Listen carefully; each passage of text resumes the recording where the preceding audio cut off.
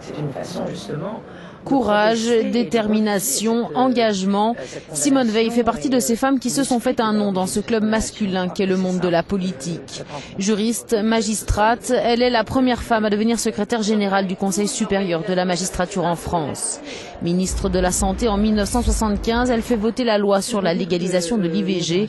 En 1993, elle rejoint le gouvernement d'Édouard Balladur en tant que ministre des Affaires sociales et devient la première femme ministre d'État. Simone Jacob, de son nom de jeune fille, naît à Nice en 1927 au sein d'une famille juive aisée. En mars 1944, elle est déportée avec sa mère et sa sœur à Auschwitz. Envoyée en Lituanie, son père et son frère ne reviendront pas, tout comme sa mère. Marquée par cette adolescence tragique, portée par son devoir de survivante de la Shoah, Simone Veil va témoigner inlassablement auprès des jeunes pour marteler que la paix et la démocratie se construisent tous les jours. Comment avez-vous survécu ? Quelquefois, c'était le plus grand des hasards qui faisait qu'on était rang par 5, ça s'arrêtait à un certain endroit, ceux qui allaient d'un côté mouraient, ceux qui allaient de l'autre côté, à droit à la vie. L'autre grand engagement de Simone Veil fut l'Europe et la construction d'une Europe politique. Là aussi, elle se positionne en pionnière. Le 17 juillet 1979, représentant la liste de l'Union pour la démocratie française, elle participe aux premières élections européennes au suffrage universel direct.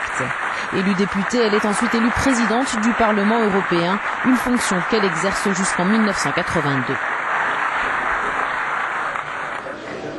En France, Simone Veil est nommée membre du Conseil constitutionnel en mars 1998. Elle fait partie de la haute juridiction jusqu'en mars 2007. 2 ans plus tôt, en 2005, elle sort de son devoir de réserve et appelle à voter oui au référendum sur la Constitution européenne.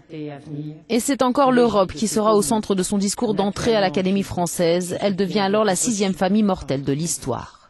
Dans cette enceinte, voix à la défense et au rayonnement de la France. Qu'il me soit permis d'évoquer une ambition à laquelle je vois une partie de ma vie, l'Europe.